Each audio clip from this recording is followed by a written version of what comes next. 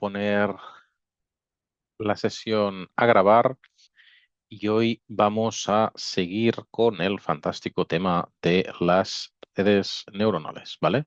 Un segundo que estoy buscando donde tenemos el material, si me permitís. Voy a cerrar esto, darme un minuto que preparo. Tirit. Vale. Bueno, como veis, hemos ido convergiendo hacia elementos bastante interesantes, ¿vale? De redes neuronales, como prometimos al principio, donde nos estamos acercando ya del todo a este tipo de modelos que son los que se usan en la realidad, ¿no? Luego, a medida que el curso avance, pues ya no nos quedan muchas clases. Acordaros que mañana tenemos la actividad en grupo, que empezará a las 8, durará más o menos una horita y media, 2 horas, ¿vale? Que haremos unos grupos, os facilitará un código. Aseguraros que podéis entrar al campus y descargaros el código. Yo lo he probado y funciona en principio perfectamente, pero bueno, intentarlo vosotros también y de esta forma pues garantizamos que todo funciona correctamente. Muy bien, en el día de hoy, ¿qué veremos? Veremos cómo podemos procesar un texto de mucho tamaño en una red neuronal, ¿vale? Entonces, bueno, me gustaría empezar, como siempre, con una breve encuesta. Yo os hago alguna pregunta y os dejo un minutito para que alguien responda. La primera, ¿os acordáis qué era y por qué era importante una red neuronal recurrente? ¿Alguien se acuerda? Estáis tímidos, ¿eh? En vuestras propias palabras.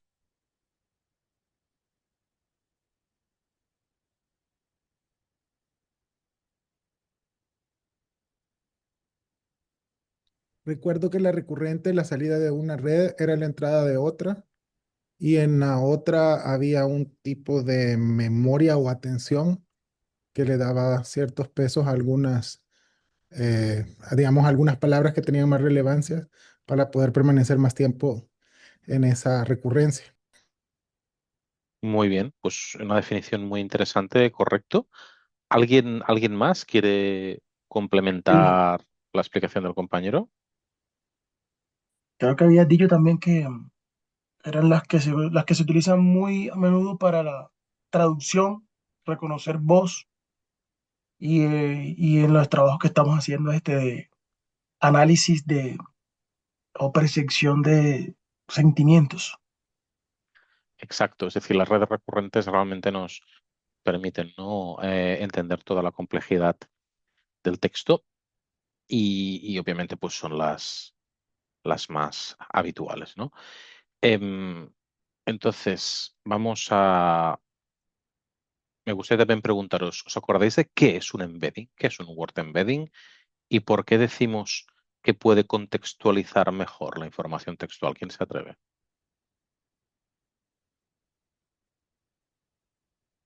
Venga, no seáis tímidos.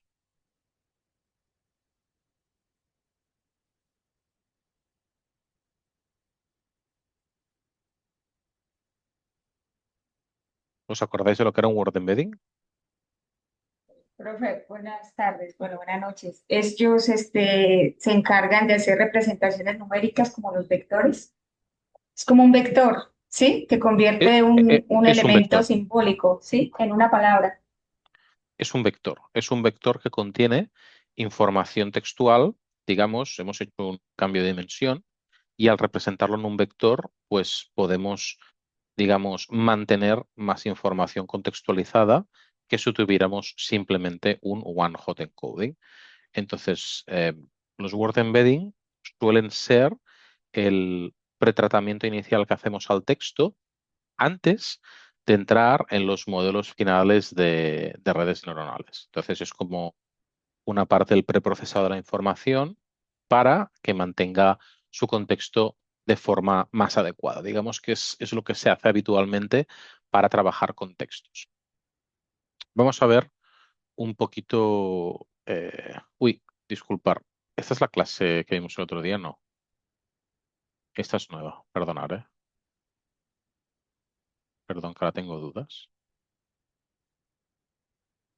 No, esta es nueva, perdonad, es una extensión de lo que vimos el otro día. Bueno, vamos a darle un poquito más de vueltas, ¿no? A lo que son las STMs, las redes recurrentes, los transformers, los modelos preentrenados. Hablamos de BERT, hablamos de Beto, también introduciremos Hugging Face, que es un, digamos, un repositorio, no es exactamente un repositorio de GitHub, pero es un repositorio donde podéis ver muchos modelos, mucha información que puede ser interesante. Lo primero, acordaros, el Word Embedding es un vector resultante de coger nuestro dataset inicial y intentar plasmar de forma vectorizada la información que eso contiene en el dataset. Entonces, de esta manera, nosotros podemos conservar información de manera más contextualizada que si tenemos simplemente un one-hot encoding. Luego, un word embedding efectivamente es un vector de una dimensión. ¿Cuál es la dimensión óptima del word embedding? Pues no hay un número concreto, hay un autor que se llama Jeremy Howards, que si lo buscáis por internet encontraréis la distancia de Jeremy Howards, que es una distancia que va en función de la cantidad de palabras que hay en el corpus y demás, pero la realidad es que no hay una única forma de que nosotros podamos determinar la dimensionalidad de un word embedding. Pero os tenéis que quedar con eso, que es una etapa del pretratamiento de la información antes de pasarla al LSTM y que suele mejorar bastante el resultado de los modelos predictivos. Entonces, acordaros que tanto las redes neuronales recurrentes como el STM es una manera que tenemos de que el texto digamos, se represente mejor, de que la red neuronal funcione mejor para obtener las predicciones, le permitimos que las palabras que no están unas al lado de las otras, pues tengan una cierta influencia. A la derecha veis que tenemos las diferentes palabras que se convierten en un word embedding, que tenemos un LSTM y la información va fluyendo de una LSTM a otra para poder conservar todo el significado real de la palabra. ¿Por qué hacemos esto? Acordémonos. Cuando estamos interactuando con alguien en una conversación, la conversación es compleja, ¿no? La conversación pues dura un tiempo determinado, hay un pretexto, conocemos a la persona, muchas veces hay un tono. Entonces, claro, no es tan fácil como analizar simplemente las palabras de manera independiente. Entonces, las redes recurrentes y el LSTM nos permiten indagar un poquito más en lo que sería la manera en cómo nosotros humanos captamos la información en una conversación. Y es el estado del arte, es lo que se suele utilizar para abordar este tipo de problemas. ¿Qué sucede? Tenemos también los LSTM bidireccionales, ¿no? Que lo que queremos es eh, hacer que el embedding haga un mejor uso del contexto. Pero acordaros que una palabra, un concepto, no tiene una representación única. Es decir, puede pasar que la misma palabra, en función de cómo esté acompañada por otras palabras, tenga un significado sensiblemente diferente. Y esto no es algo que nos deba de preocupar. Simplemente, pues, tenemos que pensar en la manera de abordarlo analíticamente. Profe, una consulta ahí. Esto podría ser lo que sucede cuando uno, pues, intenta buscar un tema, ya sea voy a poner el ejemplo, el chat GPT. Uno escribe en la cajita algo, una pregunta, le arroja un resultado, pero luego hace la misma pregunta y ya no da el mismo resultado, o sea, no da el mismo texto. Tras,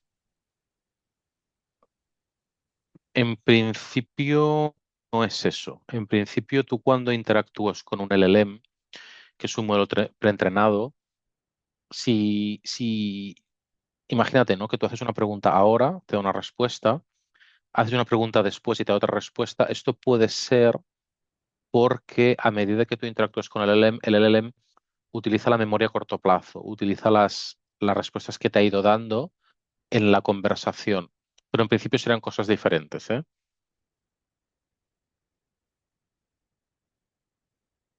Vale.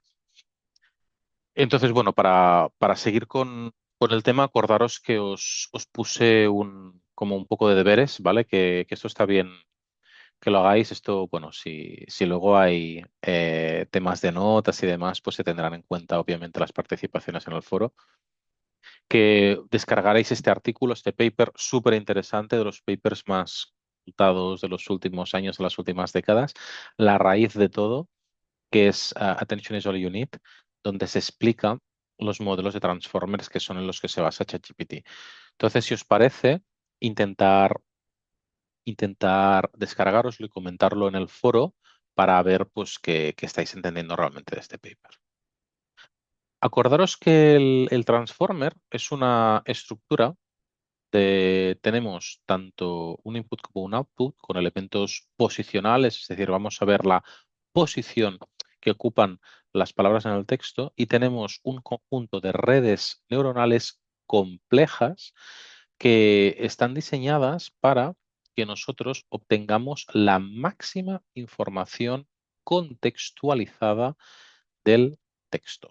Entonces, utilizaremos la posición de las palabras para que el algoritmo preste atención a algunos conceptos que aparecen más a menudo o aparecen menos a menudo, que deben ser los que nos den una información textual a priori más importante.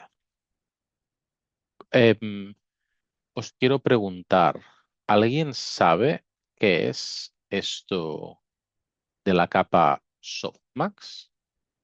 ¿Alguien lo conoce anteriormente?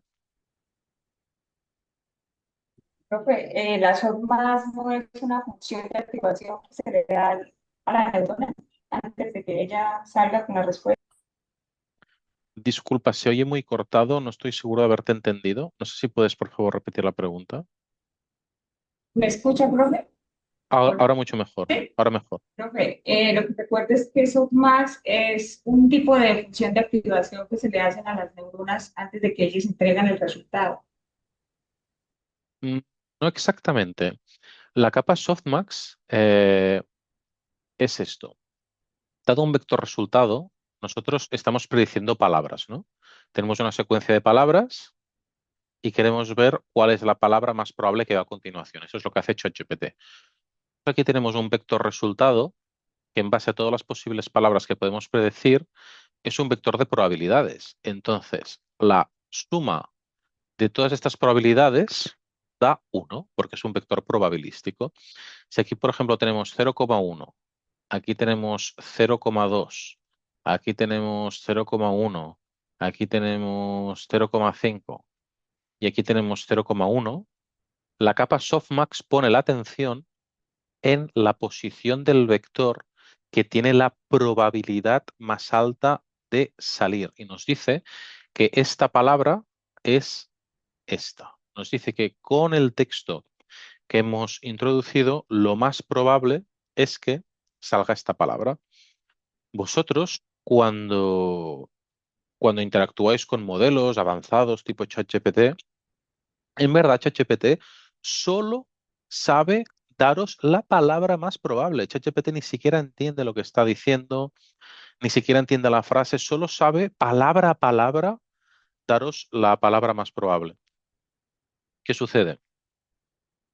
Estos modelos tan avanzados, tienen tanta ciencia detrás, la salida de los modelos simula muy bien un agente conversacional humano.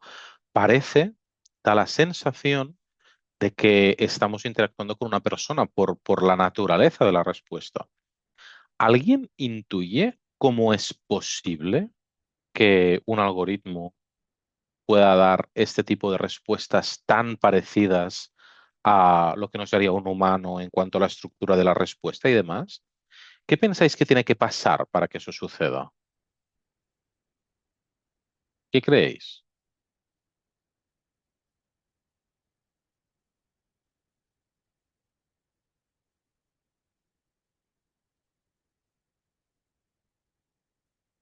Venga, va, sin miedo. ¿Pensáis que ChatGPT se ha entrenado con muchos o con pocos datos? Bueno, profesor, yo considero de que en este caso ChatGPT sí es entrenado con muchos datos, muchos de ellos con el tema de Internet, entonces están en constante entrenamiento y todo ello, ¿no? Entonces, pues sí. O sea, no con muchos, con casi infinitos. Es decir, estos modelos tan grandes, lo bueno que tienen es que se han entrenado con tantos, han visto tantos datos, tantos documentos, tantos textos traducidos, tantas fuentes de información que prácticamente toda respuesta está metida en esos datos, ¿no? Entonces, a nivel de preprocesamiento de la información es un reto tratar con esa información y a nivel matemático el reto es desarrollar un modelo tal que pueda efectivamente contener esta información y pueda expresarla. Por eso digamos, el mérito de las empresas tipo OpenAI es doble. Por un lado, ser capaces de acceder y preprocesar ingentísimas, pero ingentísimas cantidades de información y después ser capaces de desarrollar modelos de redes neuronales que realmente puedan extraer información de valor. Entonces, realmente es un mérito doble. Yo especial mención a la capacidad de preprocesar tanta información, que realmente es muy, muy, muy destacable, ¿eh? Y esto hace unos años, pues, se podía, vamos, era algo para los ingenieros absolutamente inaudito. Entonces, bueno, vamos a seguir. Entonces, cuando hablamos de Transformers, cuando hablamos de... Bueno, antes de nada, si os parece la clase de hoy, la haremos del tirón y así terminamos un poco antes. Cuando hablamos de Transformers, hay dos elementos que nos tienen que resultar familiares. El primero es atención y el otro es embedding posicional. ¿Os habéis fijado que cuando habláis con alguien o tenéis una conversación, hay algún momento de la conversación en la que ponéis especial atención a lo que os han dicho? Por ejemplo, imaginaros que estáis en el trabajo, estáis ahí con los compañeros y alguien dice pues que van a haber incrementos salariales, ¿no? Ahí vosotros seguramente pondréis más atención, ¿no? Es decir, digamos, es una palabra que aislada no debería ser más importante que las demás. Es decir, si buscamos esa palabra en el diccionario es la misma, la cantidad de letras es la misma, pero alguien va a poner más foco ahí. Entonces, lo que intentamos ver con los Transformers es cómo podemos generar vectores de atención a los elementos que hay en una conversación, en un conjunto de texto. Y para hacerlo necesitamos un embedding posicional, es decir, necesitamos entender qué posición y qué relación entre los elementos conversacionales ocupa cada uno de los conceptos que estamos analizando. Luego, la así un poco más teóricamente, respecto a las redes recurrentes y al LSTM, la gran aportación que hacen los transformers, en los cuales se basan todos los modelos tipo eh, ChatGPT, Anthropic Cloud y demás, es la atención y los embeddings posicionales. Estos son los elementos que han permitido que la salida de los modelos sea tan parecida a lo que un humano podría, digamos, responder a una conversación. Vamos a hablar primero de lo que es la atención, ¿vale? Y aquí tendremos el vector key y el vector query. Acordaros lo que dijimos, ¿no? Que si, por ejemplo, yo digo vector keys representa la palabra actual y el vector query representa una búsqueda de palabras que encajarían con la actual. Dada una palabra actual, ¿cuáles serían las palabras que encajarían más, las que deberían ser más probables dada la palabra actual? Aquí tenemos, por ejemplo, verbos preposicionales. Cuando decimos yo, seguramente va un verbo, ¿no? Es yo soy, yo estudio, yo apruebo, yo pienso. cuando decimos voy, voy es un verbo preposicional, si no estoy equivocado, voy a hacer algo, ¿no? Necesito una preposición. Entonces, nosotros todo esto tenemos que ser capaces de representarlo en el texto. ¿Y por qué es eso tan interesante? Porque luego, es lo que hablábamos, ¿no? Cuando vamos a la salida de ChatGPT, fijaros que las versiones actuales nos dan unos resultados muy bien escritos y con un nivel de detalle, un nivel de precisión y un nivel de similitud respecto a lo que podría hacer un humano que es tan elevado que es muy difícil discernir. Y esto sucede por la óptima colocación, el óptimo uso de estos elementos de atención y de vector de atención. ¿Cómo sucedería esto? Bueno, sin tampoco entrar totalmente en el detalle, ¿no? Nosotros decimos, yo voy a aprobar. Fijaros que asumimos que tenemos estos embeddings, ¿vale? Estos los embeddings que nos ha dado. Aquí lo que haremos es ir obteniendo el vector query como el resultado de multiplicar el vector actual con la siguiente palabra. Y así tenemos una representación de dónde está poniendo la atención cada una de estas palabras. Y nos permite que de cara a las futuras predicciones, pues tengamos mucha más precisión y sobre todo mucha más emulación de un agente conversacional humano. ¿Qué sucede? Para que nosotros entremos al modelo, a lo que sería la estructura de redes neuronales grandes, esto es otra parte del preprocesado. Una vez hacemos los embeddings, luego hacemos el positional encoding, ¿vale? Se tiene que entender como una segunda parte de lo que es el preprocesado de información. Em, entonces, bueno, aquí tenéis un ejemplo de en la práctica, ¿vale? Porque de momento es muy abstracto. ¿Cómo sería esto, no? Nosotros tenemos embeddings con la dimensión que sea, nos los hemos calculado, ya lo tenemos todo bien. Entonces, después del embedding, le vamos a tener que introducir el vector de atención. Y esto no os preocupéis que el código que os facilitamos para las prácticas, pues ya lo tiene hecho. Y tenéis muchísimos recursos en Internet que no hace falta que lo programéis desde cero. Creo que hay alguien. Nos pregunta, a ver, Gloria, ¿quieres hacer la pregunta en directo para tus compañeros? No, profe, ¿sí me escuchan? Sí, ¿Me escuchan bien, profe? sí, Era que quería hacer el comentario que entonces el vector key es como la etiqueta de una palabra dentro de un contexto, ¿sí? Esa es la principal y a partir de ella entonces el vector query es lo que el token va preguntando. La siguiente palabra a cuál encajaría más. Si tengo como, ¿sí? Como ese vector key, la etiqueta, entonces a partir de esa etiqueta ella va a encontrar ese token que pregunta la siguiente palabra. No sé, lo entendí de esa forma. exacto. Es decir, el embedding posicional nos permite sesgar dónde el modelo va a poner la atención. Entonces, esto lo hace en base al corpus que nosotros hemos entrenado. Imagínate que nosotros estamos hablando, ¿no? Y ahora pues es una conversación pues académica, estamos utilizando un lenguaje formal, con oraciones relativamente complejas, estructurado.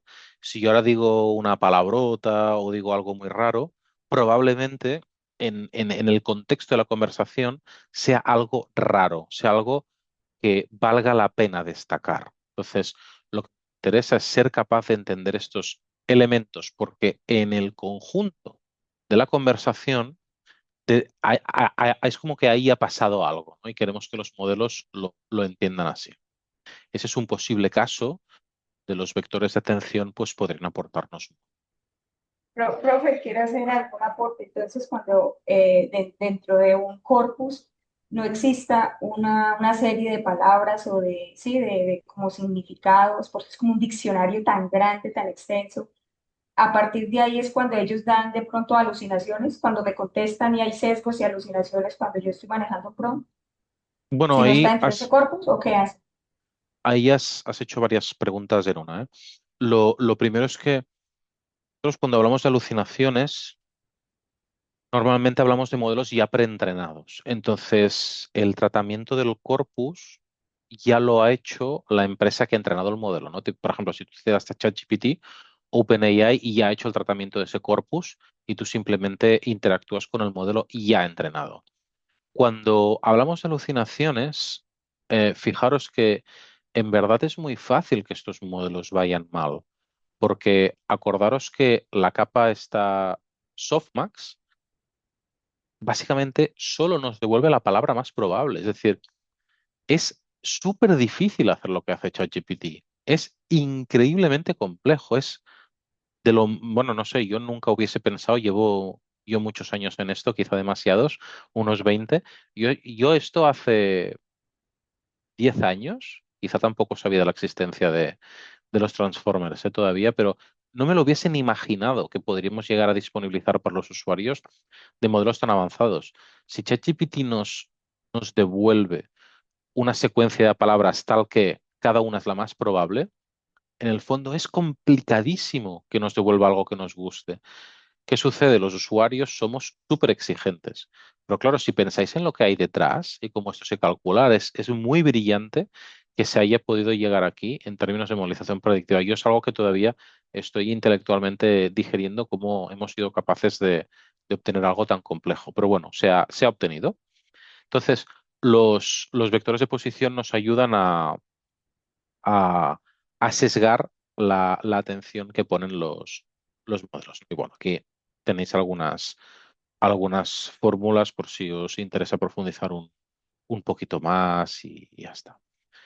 Entonces, bueno, vamos a hablar de, claro, cuando nosotros tenemos que trabajar con tanta cantidad de información, cuando tenemos, claro, es muy difícil hacer esto y hacerlo de forma consistente, ¿no?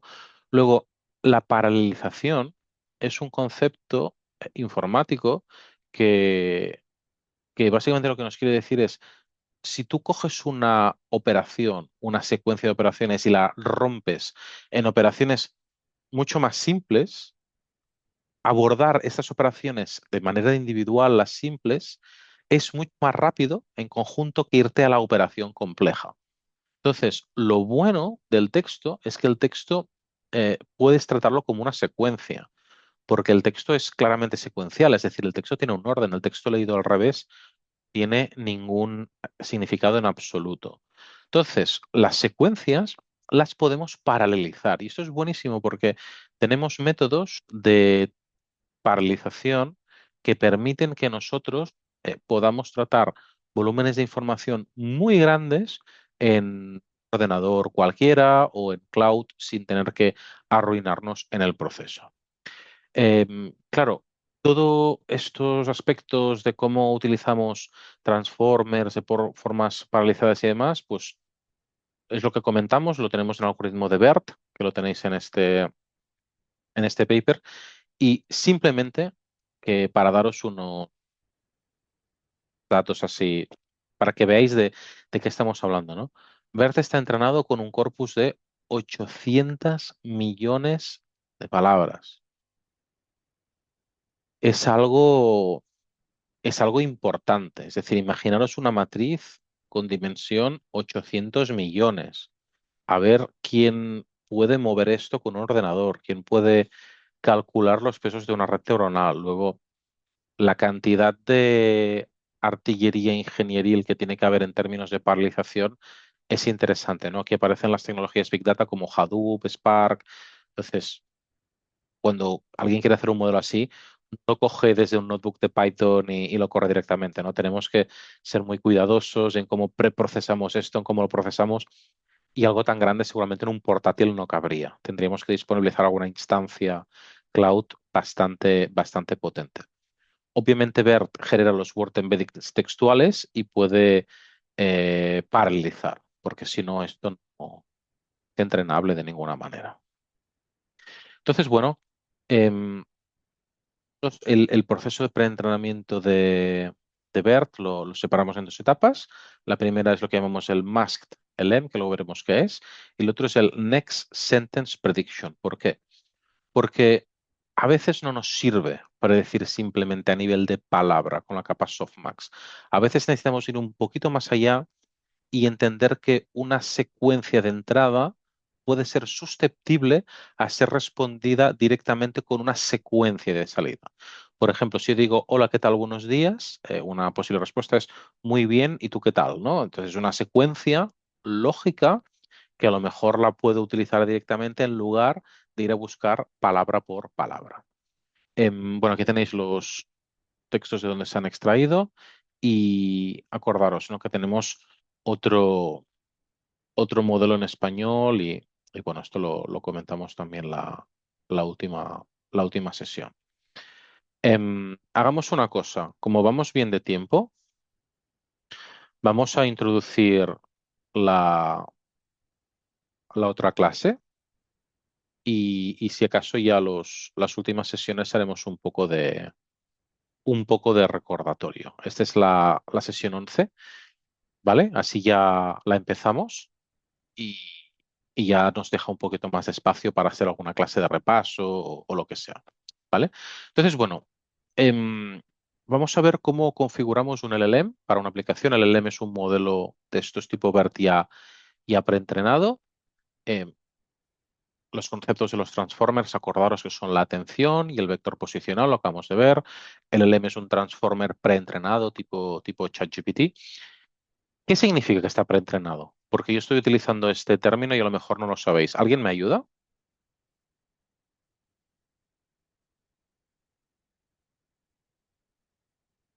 Profesor, buenas. Vendrías, bueno, entiendo que preentrenado vendría a ser que un modelo ya tuvo una serie de variables que estuvieron calibradas con determinadas métricas para ver qué tan posible es hacer una posible predicción o clasificación con nuevos datos, de manera que se pueda ser utilizado bajo distintos ámbitos. Sí, o sea, básicamente que ya se ha calculado la red neuronal, ya se han calculado los pesos de la red neuronal. Entonces ya tenemos el modelo preparado para la fase de inferencia, la fase de entrenamiento, pues está ya resuelta, ¿no? Entonces, haremos un poquito de énfasis en muchos aspectos, pero sobre todo nos interesan los sistemas multimodales y y los sistemas de RAG, que significa Retrieve Augmented Generation. Probablemente no llegaremos hoy a todo, pero dejaremos bastante introducida ya esta sesión. Lo primero, a ver, esto ha dado muchas vueltas. Las redes neuronales recurrentes son del año 1986, luego los del STM, Word2Vec, Transformers, BET, ChatGPT, DeepSeek. Entonces, esta es un área en expansión, es un área de conocimiento que está muy viva y no tenemos todas las respuestas, ¿vale? Es así, no las tenemos. Luego, tenemos que tener expectativas limitadas en cuanto a lo que nosotros, dónde estamos. Nos queda mucho por avanzar. Fijaros que en los últimos años la percepción de mejoras ha explotado, pues realmente venimos de casi 40 años de investigación, ¿no? Lo cual es bastante destacable. Fijaros, ¿no? Cuando hablamos de preentrenamiento, bueno, esto ya lo sabéis, ¿no? Es un modelo que ya se ha entrenado con todas las fases de preprocesado y demás. Cuando hablamos de fine tuning, ese es un concepto que hace referencia a cómo podemos mejorar estos modelos, ¿no? Pues a veces entrenarlos para tareas concretas, utilizar un corpus específico, utilizar un poquito de aprendizaje supervisado para que puedan hacer determinadas tareas. Es como coger un modelo, intentar darle una vuelta para que responda a cosas que queremos que haga. Y esto ya requiere un poquito más de arte por nuestra parte, ¿no? De cara al preentrenamiento, bueno, aquí tenemos muchísimos modelos que ya están preentrenados. Los más conocidos son GPT, que significa Generative Pre-trained Transformer. Pre-trained tenemos Llama, tenemos DeepSeek, o sea, tenemos muchísimos modelos y podemos quedarnos con el más barato o simplemente el que nos dé mejor resultados dada una tarea concreta. Cuando hablamos de fine-tuning, tenemos aquí una documentación que vamos a abrir de Hugging Face, que es bastante, que yo os sugiero que veáis. Y tenéis aquí un vídeo bastante chulo de PyTorch, donde nos explica a nivel de código cómo nosotros podemos hacer fine-tuning con un transformer. Entonces está muy bien porque tenéis aquí el código que es ejecutable en vuestro book en local. Obviamente os tenéis que instalar las librerías y está bastante bien explicado, ¿no? Entonces os quiero que hagáis el ejercicio de coger este código y ejecutarlo en local y veréis que es bastante sencillo, ¿no? Aquí pues podéis parametrizarlo con el número de labels y demás. Hay algunos hiperparámetros que se tienen que escoger y podéis jugar con ellos, ¿no? Aquí pues es bastante chulo, la verdad que me gusta bastante este enlace de Hugging Face porque explica algo muy complejo de forma bastante simple. Así que quedaría como de deberes que vosotros invertiréis un poquito de tiempo por vuestra parte a tener esto un poquito más aterrizado, ¿vale? Entonces, bueno, para volver un poco a lo que es la teoría, hay muchos recursos, ¿no? Pero en Hugging Face tenemos BERT, tenemos Beto, tenemos Llama, tenemos DeepSeek. Podemos decir que los modelos que vamos a utilizar en el día a día los tenemos disponibilizados, por lo tanto podéis jugar con ellos, lo cual es muy interesante, ¿no? Y bueno, si queréis instalar un LLM en vuestro equipo, os sugiero que veáis este enlace que pone Oyama, ¿vale? Tenéis aquí un repositorio GitHub por si queréis ver el código y demás y bueno, investigarlo, veréis lo que pasa, es bastante curioso, yo creo que os gustará. Entonces, bueno, para instalar DeepSeek, aquí tenéis también otros recursos, ¿vale? Que permiten la instalación si lo consideráis necesario, ¿vale? Ocupará un poquito de espacio y ya está. Entonces, esto es la introducción a los LLMs más conocidos. Esto que habéis oído hablar siempre y quizá pues nunca os han explicado de forma más estructurada. Bien, este es el último tema que tocaremos hoy, que son los sistemas multimodales. Básicamente, acordaros, ¿no? Nosotros el tipo de redes que estamos utilizando tienen un encoder y un decoder. Dado un input nos dan un output, pero pasan una serie de cosas entre medio y hay una serie de estados intermedios a raíz de estas redes neuronales complejas que tenemos en las LSTM y en los transformers, ¿no? ¿Qué sucede? Cuando tenemos un sistema multimodal significa que una serie de elementos de entrada pueden originar una serie de elementos de salida diferentes. Por ejemplo, vosotros cuando le pedís a ChatGPT información, a veces te devuelve un resumen, a veces te devuelve puntos concretos, a veces te devuelve una imagen. Entonces, tiene por qué pasar que lo que tú le pides específicamente, o sea, que lo que tú le pides el formato en cómo lo pides sea el formato de salida. Y ahí es el kit de la cuestión también, porque eso hace que la emulación de la interactuación humana sea todavía más importante. Y bueno, esto de RAC es un tema que me gustaría dejar para la clase que viene, porque esto sí que vamos a tener que verlo en detalle, pero básicamente es una manera que tenemos de incrementar la calidad de los outcomes de los LLMs sin la necesidad de que tengamos que volver a entrenar los modelos. Entonces, yo a nivel de temario, a nivel de clase de teoría, creo que lo dejaríamos aquí. Hoy no hemos hecho descanso. Antes de cerrar, me gustaría recordaros que mañana hay la sesión de laboratorio, que es obligatoria. Acordaros que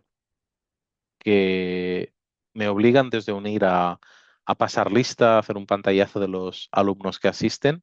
Entonces, por favor, atender, porque si no, pues irá en detrimento de vuestra nota y bueno, nunca es agradable, ¿no? Así que nada, agradeceros el tiempo, agradeceros la colaboración en las clases. Os animo a que utilicéis el foro para comentar el artículo de All Unities Attention, que es muy interesante, y avanzamos. Que tengáis todos un buen día. Sí, el taller mañana básicamente es un taller de 2 horas donde os pediremos un ejercicio en grupos. Yo haré grupos at random de 3 o 4 personas. Estos grupos se hacen directamente con la aplicación. Os tenéis que bajar del campus virtual unos de Python que están dentro de la actividad. Os descargáis con un fichero comprimido.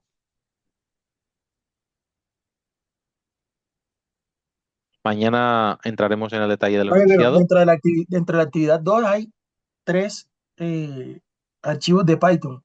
Para el taller mañana, ¿son esos los que hay que tomar o pues están en documentación?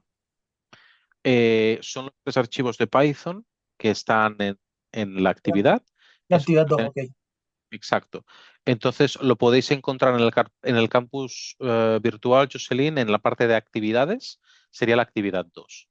Ahí tenéis un descargable en formato comprimido. De todas formas, lo repasaremos mañana antes de la sesión, no os preocupéis. Dale, todo bien, profesor. Muy bien. Oye, pues nada, coger energía para mañana. Mañana será una sesión un poquito más intensa. Todo good. Y aquí nos comenta Renzo, ahora mismo no recuerdo, discúlpame, la fecha de entrega, pero la fecha de entrega está en el campus. Entonces, la que ponga el campus, mañana lo revisamos, ¿vale? La fecha de entrega, pero hay bastantes días para hacerlo. Los que trabajan, ¿cómo podemos participar? Bueno, en principio la asistencia debería ser obligatoria. Si no habéis podido asistir, intentar hacerla igualmente y me la entregáis y veremos qué podemos hacer. Pero en principio es la única vez que se pide asistencia, creo. Entonces, os sugeriría pues intentar venir. Es solo un día.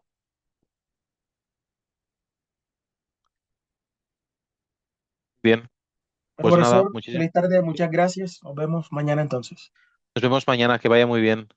Gracias, profe. Feliz Profe, tarde a todos. consulta técnica, venga, Sí. lo del taller ese es para todos, o sea, mañana la clase normal virtual.